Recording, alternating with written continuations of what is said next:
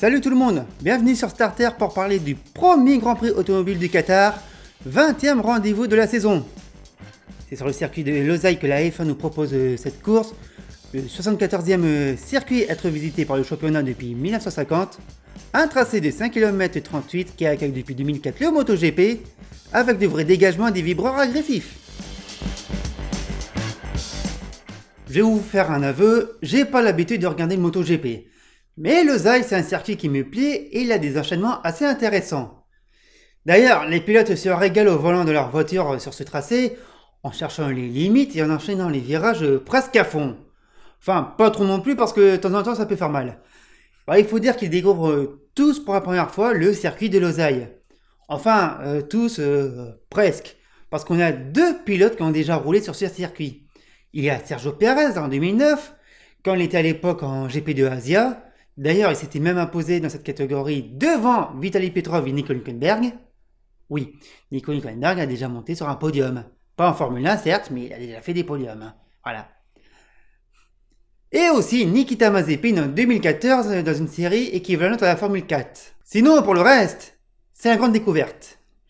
La découverte d'un circuit qui tourne beaucoup, où les vitesses sont assez élevées, et aussi les enchaînements s'avalent très rapidement. Et de tête, ça doit être compliqué de l'apprendre ce circuit, de savoir où tu vas prendre les enchaînements. Que le suivant, c'est celui-ci, qu'il ne faut pas prendre ce vibreur, parce que sinon la voiture et même le dos vont souffrir. À ça, les vibreurs, ils font parler ce week-end. Tout comme les limites de la piste qui sont presque old school. Et de plus, il y a un truc que j'adore, il y a des graviers. Bon, après, il faut pas oublier qu'on est sur un circuit qui accueille la plupart du temps des courses de moto. Il est rare de voir du sport auto à Losail, surtout quand ce sont des catégories majeures comme la Formule 1, la preuve pour ce week-end, ou bien le WTCC à l'époque. Vous voyez, on a carrément deux écarts assez importants. Mais malgré tout, je trouve le tracé sympa, même si les chances de dépassement sont réduites. C'est pas barane non plus, mais n'empêche, le tracé est intéressant et je pense qu'on pourrait peut-être avoir une bonne course. Enfin, je pense, faut pas déconner, si ça dépasse pas, après, voilà. On sort aussi d'une affaire qui a empoisonné le paddock avec l'action en course du Grand Prix du Brésil entre Hamilton et Verstappen. Alors pour faire court, l'action n'était pas jugée sur le moment, car manque d'images qui furent obtenues après la course. Ouais. Des images obtenues juste après, et en plus, c'est sur une déclaration de Michael Masi, qui a avoué qu'il aurait dû ouvrir une enquête et peut-être mettre infliger une pénalité, que tout le bordel s'en est suivi. La suite, on la connaît, je reviens pas dessus, je reviens pas dessus. Et les réclamations, ça n'a pas donné suite, la FIA a ouvert, je pense, une petite brèche dans une boîte de Pandore. Car si on en croit certains pilotes, dès qu'ils vont vouloir attaquer un autre pilote, ils vont lui faire une guerre comme ils n'ont jamais vu mon colonel. Ça, oui. D'ailleurs, c'est le même pilote qui disait qu'ils sont vraiment dans le flou complet. Que c'est vraiment aux pratiques les pénalités. Ça montre aussi comme quoi l'impuissance de la FIA qui est en train de se révéler aux yeux de tous. Et en plus, on n'a pas fini d'en parler de la FIA, que ce soit par les qualifications de ce week-end, et peut-être même de la course. On va encore rire jaune.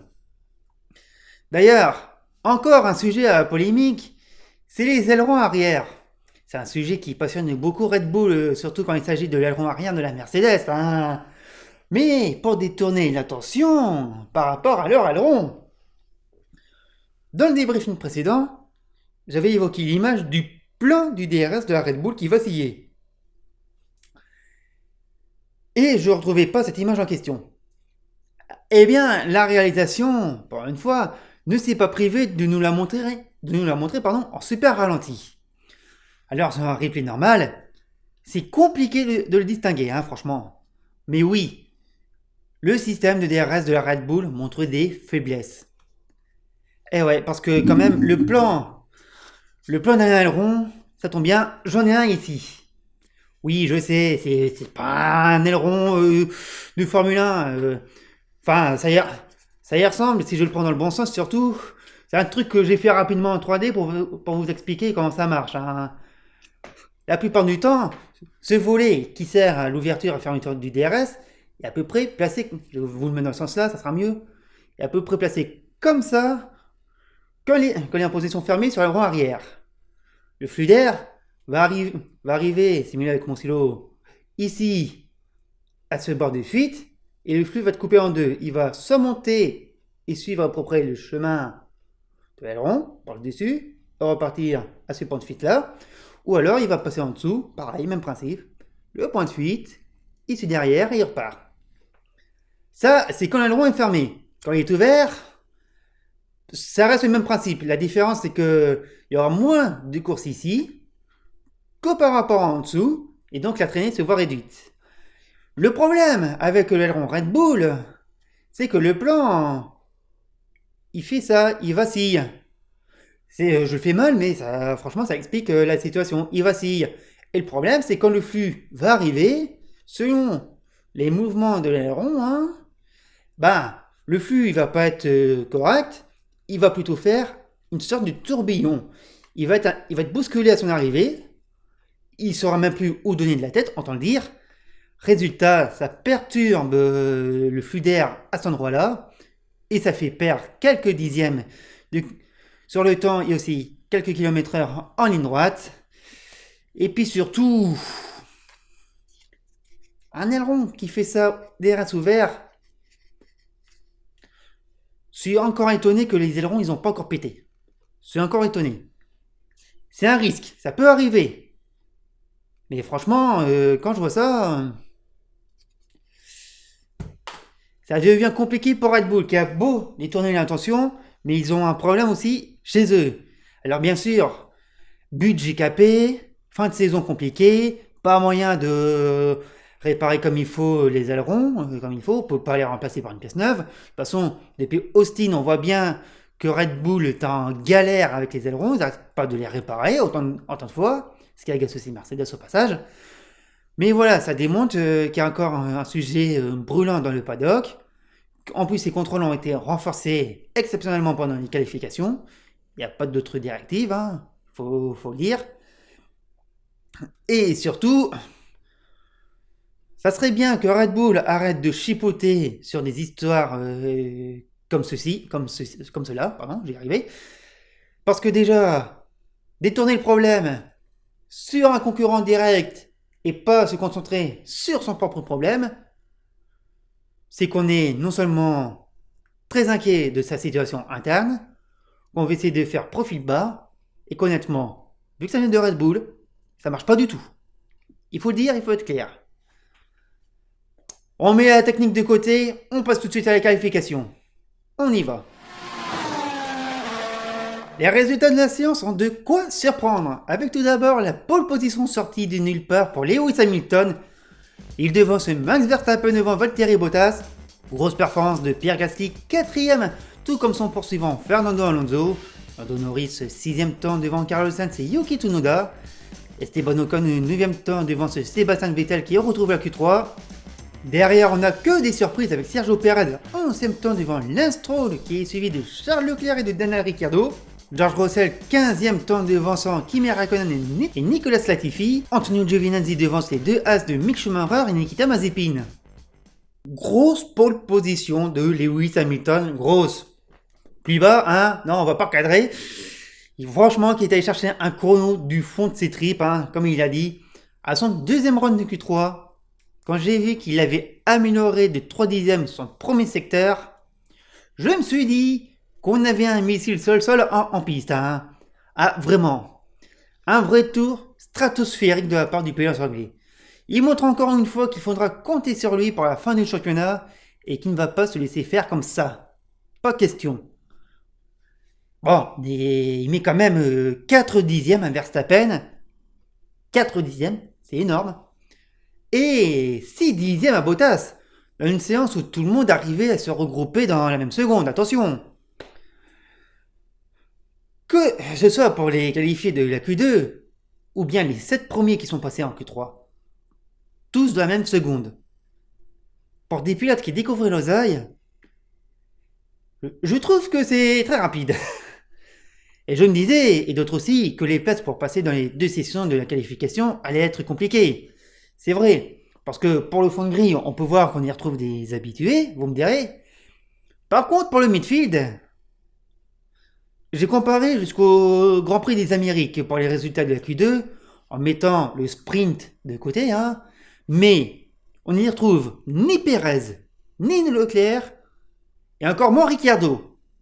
C'est pour vous dire que ces 3 pilotes nous ont surpris. Alors, pour Pérez et Ricciardo, la piste qui évoluait en fin de Q2 et la mise en marche compliquée des Pirelli a donné ce résultat assez loin. Surtout pour Pérez, qui retrouve des travers d'avant le Grand Prix de Turquie, où il enchaînait d'excellents résultats. D'ailleurs, il faut noter que c'est la 3e fois de la saison qu'il ne va pas plus loin que la Q2, pour vous dire que c'est vraiment une surprise de le voir éliminé à ce moment de la séance quand même. Il faut savoir aussi qu'il est resté bloqué en Q1 aux Pays-Bas, à Zandvoort. Mais bon, ça c'était un autre problème. Mais voilà, dans la lutte au titre, c'est un désavantage pour Red Bull qui est en amont de cette course. Alors pour Leclerc, il y a aussi ce problème de mise en marche des pneus, hein, et puis également un châssis fissuré qui explique également la contre-performance. De toute façon, on le voit depuis le début du week-end, hein, les vibreurs, ils prennent cher, on va y revenir en plus. Et un châssis, si c'est abîmé, ah bah ça joue sur les perfs. Faut vraiment prendre ça en conscience, et pas que pour des raisons de sécurité. Une voiture qui va avoir une fissure à un endroit quelconque de sa structure, de son châssis, ou alors même une soudure qui commence à lâcher, ah bah c'est la réaction au volant et l'équilibre du châssis qui se dégrade. D'ailleurs, pour info, Mazepin connaît ce problème depuis vendredi, et il n'a pas connu une sinécure depuis ce temps-là.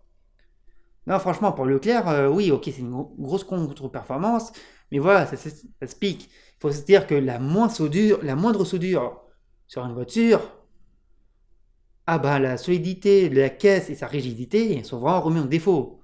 C'est pas grand-chose. Mais attention, on est en Formule 1. On parle en dixième, en centième et en millième. Donc c'est encore plus important. Il faut comprendre ça. Autre détail, et ça concerne la lutte pour la 5e place constructeur entre Alpine et AlphaTauri, eh bien les 2 équipes fonctionnent très bien sur ce circuit, avec un Pierre Gasly en grande forme, tout comme Yuki Tsunoda, qui vraiment est en train de se réveiller. 2 dixièmes entre les 2 coéquipiers qui vont lutter contre les Alpines au départ et aussi possiblement en course. Ah oui. De toute façon, je voyais déjà le potentiel des 2 Alpines en Q3 et bon, j'avais la crainte de n'en voir qu'une seule. Non, les 2 sont là, franchement, ça fait plaisir. Et sincèrement, quand on voit ces résultats, on s'attend à avoir une superbe course. Mais c'est entaché encore une fois par une histoire de convocation, de pénalités, compagnie, tout ça. On va reprendre dans l'ordre des faits. En fin de Q3, Pierre Gasly va casser son aileron avant sur les vibreurs de l'avant-dernier virage. Cette casse va engendrer directement une crevaison sur son pneu avant droit. Et le Français s'arrêtera plus loin sur la ligne droite. Bon, au moment de sa crevaison, il est devant l'entrée des stands.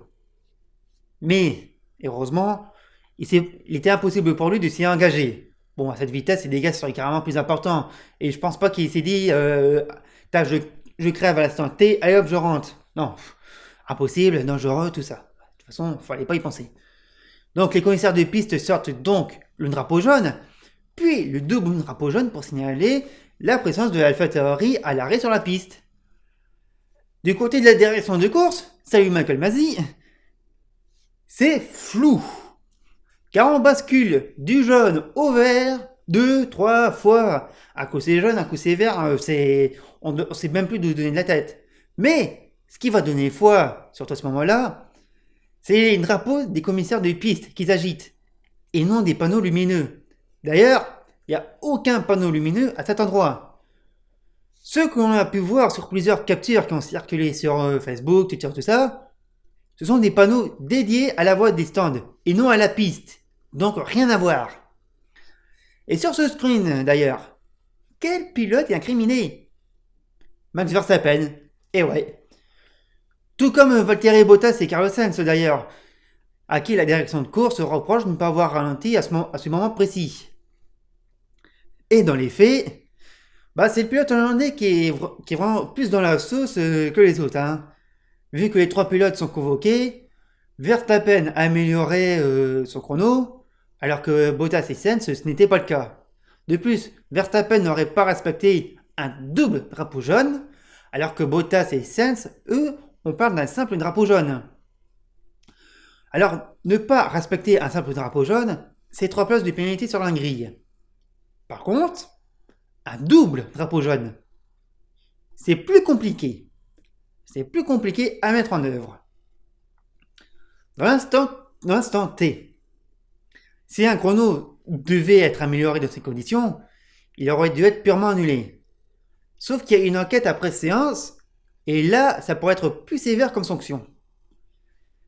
Et d'ailleurs, il faut pas oublier une chose aussi, c'est que Verstappen n'en est pas à sa première convocation pour ce type de sujet. Comment ça, je cherche la petite bête? Non, je cherche pas la petite bête, c'est dans les faits. Au Grand Prix du Mexique en 2019, en toute fin de qualification, Bottas se finit dans les tech pro du dernier virage. Je sais plus pour quelle raison, mais il y termine, ça c'est sûr. Verstappen arrivant juste après améliore son chrono, qui était celui de la pole position d'ailleurs. Il connaissait la situation, il s'en est vanté en conférence de presse en disant que ce n'était pas grave de ne pas ralentir son drapeau jaune. Ah bah si, c'est grave, même s'il a passé la zone dangereuse, c'est grave. À l'époque, il s'est pris 3 places sur la grille. Ah, il était vénère à l'époque. Mais pour ce Grand Prix, c'est bien plus grave comme réaction. Pas pour sa position sur la grille, ou même pour le Grand Prix, mais pour la course au titre. Ça se joue sur ce genre de détail, un titre de champion du monde. C'est pas anodin. Jouer un championnat du monde et se prendre des pénalités bêtement, c'est tout simplement pas réfléchi. C'est comme ça que Verstappen pourrait se foutre des bâtons dans les roues pour vraiment perdre bêtement des points au classement pilote. C'est complètement idiot de sa part, très honnêtement. Résultat, les pénalités sont tombées 1h30 avant le départ de la course. On a 3 places de pénalité pour Bottas, on a 5 places de pénalité pour Verstappen, et aucune sanction pour Carlos Sainz. Alors, donc ils vont dire, mais Sainz, c'est inadmissible, il a fait comme Bottas, il était sous le drapeau jaune, tout ça. Il y a un détail que nous, on n'a pas. Peut-être sur F1 TV, je peux pas dire, mais ça, techniquement, nous, on l'a pas. C'est les datas. Les équipes peuvent fournir les datas au commissaire de piste. Si les datas jouent en faveur du pilote, les chances de se prendre pénalité sont réduites. Par contre, si les datas ne jouent pas en la faveur du pilote, les chances de pénalité augmentent. Pour Verstappen, en plus, qui a amélioré, il s'est pris ses 5 places de pénalité sur la grille. Pour Bottas, il n'a pas amélioré, mais n'a pas été considéré qu'il n'ait pas assez levé le pied et surtout qu'il avait aperçu le drapeau jaune, plus ou moins. Et à Carlos Sainz, il a assez levé le pied pendant le drapeau jaune. Donc vous voyez, ce genre de détail sur lequel un titre de champion du monde peut se jouer, ça a l'air de rien comme ça. Mais à 2 courses de la fin de saison, à des écarts qui se réduisent ou qui s'agrandissent, c'est très important. C'est très important. Vous voulez pas voir Verstappen perdre le titre à cause de ça? Le problème, c'est lui qui l'a entre les mains, c'est tout. Il faut être conscient de ça. Il faut être conscient. Un pilote qui joue le titre de champion du monde n'a aucun droit à l'erreur. Aucun. Et ce genre de pénalité, c'est tout simplement stupide. Enfin, ça on en reparlera après le Grand Prix. Je vous mets la grille de départ à jour avec les pénalités en place. On se retrouve juste après pour parler de la course.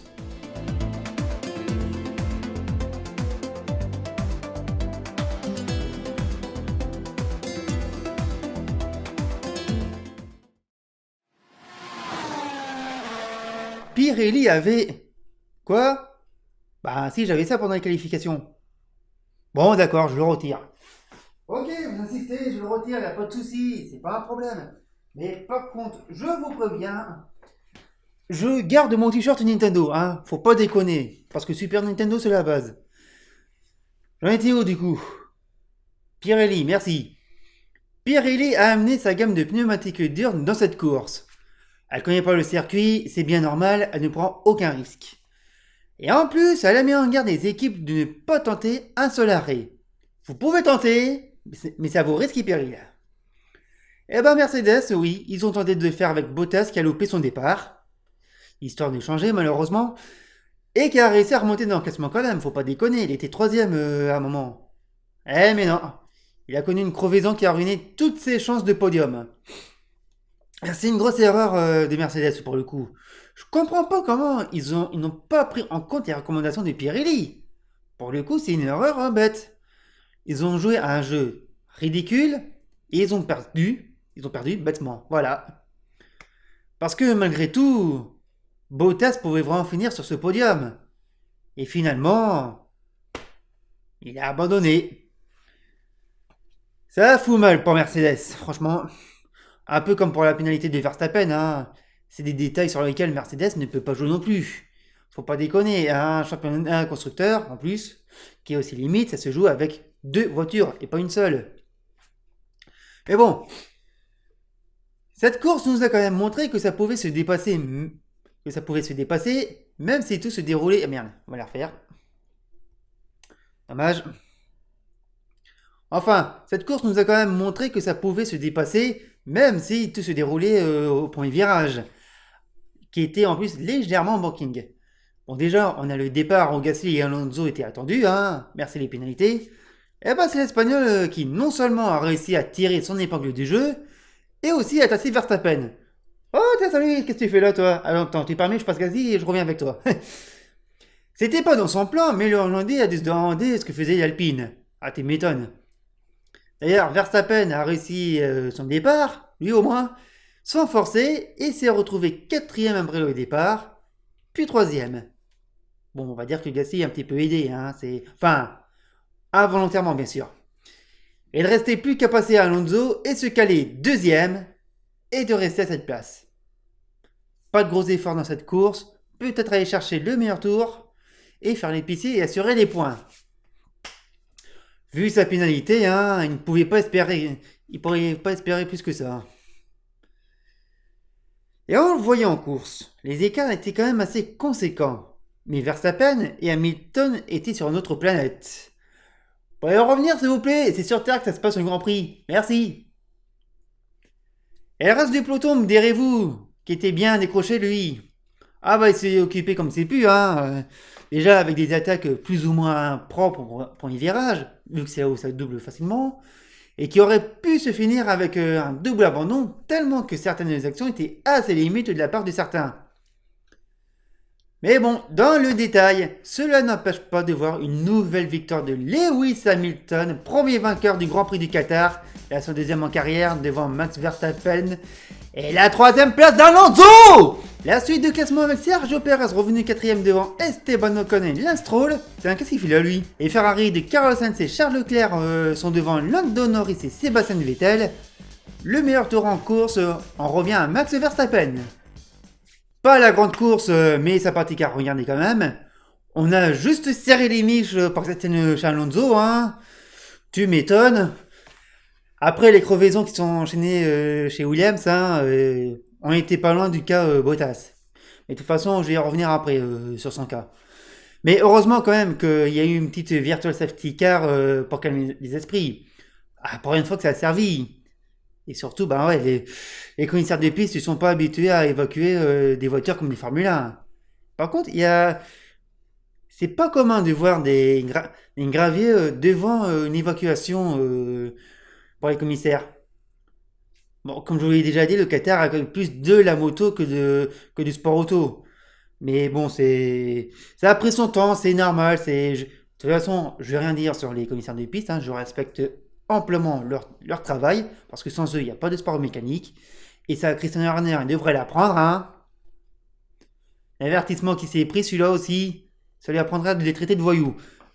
Enfin bref, on va passer au bilan des équipes. Au moins, il y a des choses à dire pour eux, plus ou moins. Et on va attribuer des cartons rouges. Hamilton n'est pas venu faire de la figuration à Losail et il a montré une nouvelle fois qu'on pouvait vraiment compter sur lui pour aller jusqu'au bout dans la lutte au titre. Impeccable en qualification et en course, le voici revenu à quelques encablures de Verstappen. Ça se rapproche, et il faudra surveiller ça à la prochaine course. Il y a peu de choses à dire sur lui, hein. La course a été assez correcte pour lui. Bon, le coup de la radio, je voulais passer ce pneu là, on est habitué, hein, on va pas se mentir. En ce qui concerne Bottas, on va pas s'étaler dessus parce que c'était pas le même pilotage qu'on a vu au Brésil, hein.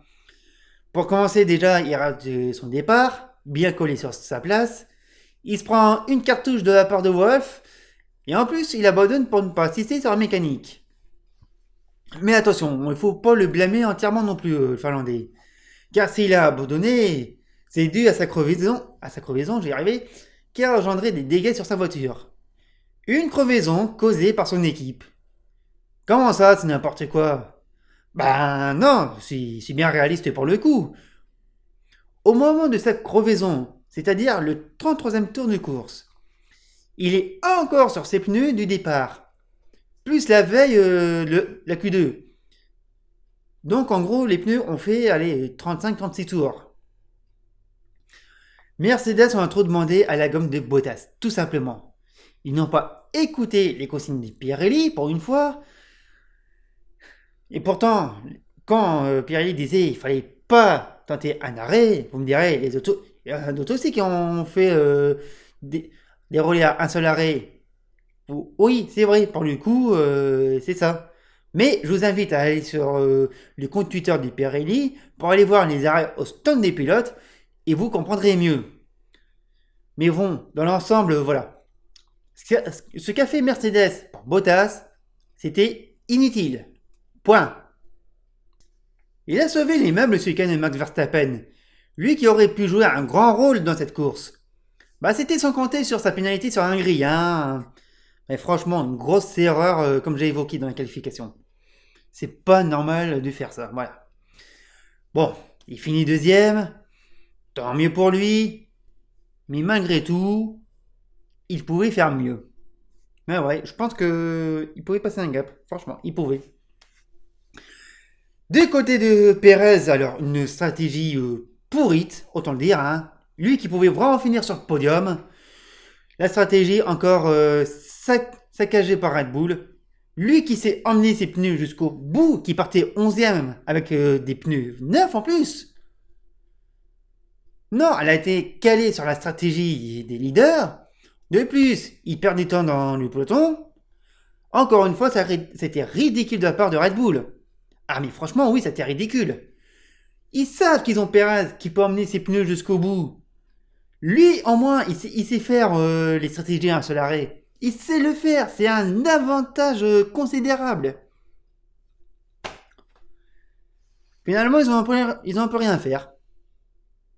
Dommage. La seule chose que je peux retenir pour Ferrari, c'est leur double arrêt. Ça a été propre dessus, il n'y a rien à dire. Pourtant, on les a quand même bien vus en piste. Leclerc qui fait quand même un bon résultat, même s'il termine derrière Sainz. C'est un peu loin des résultats de ces dernières courses, mais ils sont encore ensemble au final. Et au moins, eux, ils voient le bout de l'arrivée. Par contre, des choses que je regrette dans le pilotage de Sainz, c'est ces décalages inutiles pour défendre ses positions. Franchement, ça sert à rien de se décaler au dernier moment. Je sais pas pourquoi il fait ça. C'était déjà limite au Brésil au départ sur Norris. Là, c'était encore limite pour sa défense. C'est vraiment un gros point noir de ce côté-là. Enfin, les deux voitures vont arriver, c'est plus important. Ils prennent des points par rapport à McLaren. Enfin, d'ailleurs, McLaren va y passer. Enfin, c'est une bonne course pour Ferrari. Enfin, une bonne course. Ils ramènent des points surtout. C'est une course sans pour McLaren. Ils sont vraiment de retour dans leur travers. On a Ricciardo qui est carrément englué dans le midfield, qui n'a même pas réussi à s'en sortir, ou alors réaliser un un coup d'éclat, ce qui est vraiment dommage parce que les stratégies pouvaient le proposer avec les Pirelli. Ça, c'est vraiment dommage de leur part. Et puis, on a Norris qui était, comme on a vu, dans le coup à un certain moment, mais qui a fini quand même assez loin. Et puis surtout, qui a perdu en performance sur la fin de course. C'est un peu dommage. Là, franchement, McLaren, ils ne terminent pas correctement leur saison. Pourtant, ils avaient montré des choses depuis la reprise en Belgique. Ils étaient vraiment dans un bon. Ils avaient un bon feeling. C'était très bien. Mais alors là, tout a volé en éclats. Oh, la belle qualification d'Alpine qui s'est retrouvé bien placé sur le top 10. Et quelle course d'Alonso. Ah, quel premier tour et quel enchaînement par la suite à l'arrière. Franchement, ce qu'a démontré Alonso, rien qu'au premier virage, un vrai cas d'école. Tu sais que tu n'as aucune chance de gagner. Mais tu sais que tu peux faire un podium. Que tu as envie d'y monter. Tu te passes bien derrière la boîte de vitesse des autres. Tu te décales histoire de te laisser un peu d'air. Tu reviens sur l'extérieur. Et hasta la vista, baby. Ah, franchement, quelle course de l'Espagnol. Une vraie maîtrise de sa part.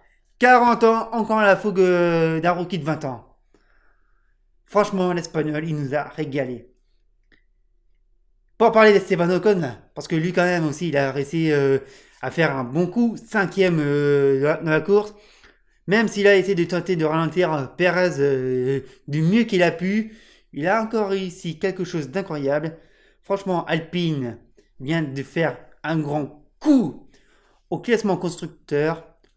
C'est bien simple, mesdames et messieurs. La prochaine fois, quand vous voyez une Alpine placée très haut sur la grille, soit vous misez sur le 31, celle d'Ocon. Vous faites comme moi, vous misez sur le 14. Je dis ça, je dis rien. La douche froide.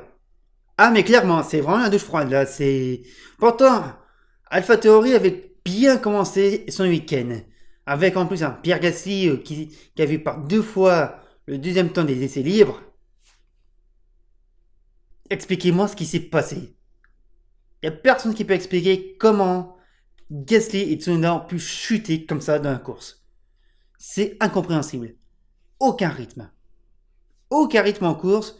Même pas la stratégie de caler sur les adversaires principaux, qui étaient pour le coup Alonso et même Perez.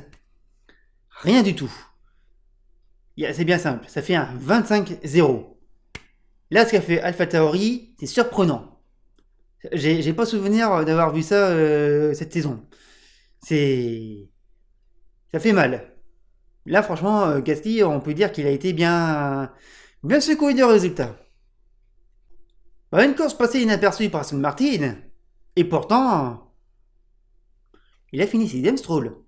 Ah ouais. Et Vettel a fini 10ème. Les 2 voitures dans les points. Alors là, franchement, c'est une bonne surprise. On ne les a pas vus en course. Enfin, on les a pas vus en course, si, on les a vus avec quelques défenses plus ou moins correctes. Mais voilà, Aston Martin a assez profité du cafouillage en course et même en qualification pour en profiter et aller chercher des points. Ça a très bien marché. À ce propos, Stroll a réussi son meilleur résultat de la saison, 6ème. C'est très bien. Et puis par contre, je trouve que Vettel, voilà, il n'est pas assez récompensé dans ce Grand Prix. Il partait 10ème dans la course, il s'est retrouvé 10ème. Voilà, il a pas bougé. Il a fait du surplace. Ah, c'est vraiment dommage pour lui, mais voilà. Franchement, Aston Martin dans les points, les 2 voitures même, personne ne l'a vu venir. On se demande même quand ils ont fait ça. Ils ont coupé à un moment, non?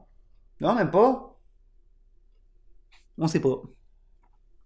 Une course presque anonyme pour Williams. Enfin, presque anonyme parce que on les a bien vus en action avec les crevaisons qui ont animé la fin de course. Pareil, ils ont tenté sur une stratégie à la Bottas, histoire de faire durer les pneus jusqu'au bout. Ça n'a pas marché, voilà. Hein. Faut dire ce qui est. 2 crevaisons, une voiture qui a abandonné. Ça la fout mal. De toute façon, Williams, hein, ça va être comme pour Alfa Romeo et As. On va plus rien attendre d'eux pour la fin de saison, à moins qu'il y ait vraiment un coup d'éclat. Par contre, je tiens à noter quand même que Latifi, il devrait apprendre à tourner à volant quand même. Ah oui, parce que franchement, sa défense sur Raikkonen, c'était nul. Très loin aussi les Alfa Romeo, rien n'a marché en qualification, alors en course. Bon, on a juste vu Raikkonen avec Latifi dans son action, voilà, je l'avais évoqué à l'instant. Mais sinon, oui, Alfa Romeo, qu'est-ce que vous voulez que je vous dise? En plus, il commence à être en manque de pièces sérieusement. La fin de saison va être très très compliquée pour eux. Ouais. Et rien de surprenant encore une fois pour As, on va pas se mentir. Seules deux choses à noter, Schumacher nous a fait un retour en piste archi limite. Limite, il a failli nous dégommer Hamilton. Alors ça, franchement, venant de la part du jeune Allemand, c'est pas très malin. Puis du côté de Mazepin, je crois qu'il doit être content d'avoir fini son week-end. Parce que il a fait qu'une seule séance d'essai. Il n'a pas roulé dans la deuxième. Il n'a même pas pu faire la troisième. Il s'est retrouvé avec un vieux châssis. À mon avis, il doit être content d'avoir fini à Losail. Voilà le bilan des équipes. Je vous propose de passer au classement pilote et constructeur. Ça se resserre encore une fois. On y va. Max Verstappen et Lewis Hamilton sont séparés de 8 points, 351,5 contre 343,5, ça se rapproche. Valtteri Bottas toujours 3ème devant Sergio Perez avec 190 points. Lando Norris et Charles Leclerc sont séparés d'un seul point, 153 à 152. Carlos Sainz 7ème légèrement décroché devant Daniel Ricciardo 8ème avec 105 points. Pierre Gasly 9ème avec 92 points devant Fernando Alonso qui en compte 77. Esteban Ocon 11ème avec 60 points devant Sebastian Vettel qui en compte 43. Lance Stroll toujours 13ème avec 34 points devant Yuki Tsunoda, George Russell, Kimi Raikkonen, Nicolas Latifi, Antonio Giovinazzi. Toujours les habités à 0 points, Mick Schumacher, Robert Kubica et Nikita Mazepin. Au constructeur, il n'y a plus que 5 points qui séparent Mercedes et Red Bull, 546,5 contre 541,5. Ferrari toujours 3ème avec 297,5 points contre McLaren qui en compte 258. Grosse opération pour Alpine qui compte 25 points d'avance sur AlphaTauri, 137 à 112. Légère amélioration pour Aston Martin qui compte 77 points devant Williams, Alfa Romeo, toujours à 0. Merci à vous d'avoir suivi ce débriefing jusqu'au bout, n'hésitez pas à le commenter, à le partager. Le prochain Grand Prix, ça sera dans 15 jours sur le circuit et très attendu de Nottingham. Jeddah, pardon, oui, j'ai fait la blague, comme pour le t-shirt, mais bon, voilà, dans 15 jours, nous irons pour la première fois en Arabie Saoudite. Et selon les derniers échos, on pourrait revivre le même scénario qu'on a connu en 2010 lors du premier Grand Prix de Corée du Sud. Je plaisante pas.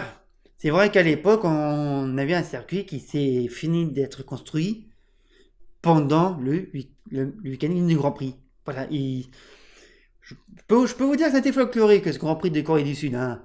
Bon, je pense que là, pour Jeddah, ça sera peut-être un peu plus sérieux, mais bon. Pour le Grand Prix de Corée du Sud, je vous laisserai aller voir les historiques. Franchement, ça vaut le détour. On a eu des beaux souvenirs là-bas. Surtout le 4x4 en plein milieu de la piste, Et pour ce Grand Prix d'Arabie Saoudite à Jeddah, j'essaierai de vous en parler quand même.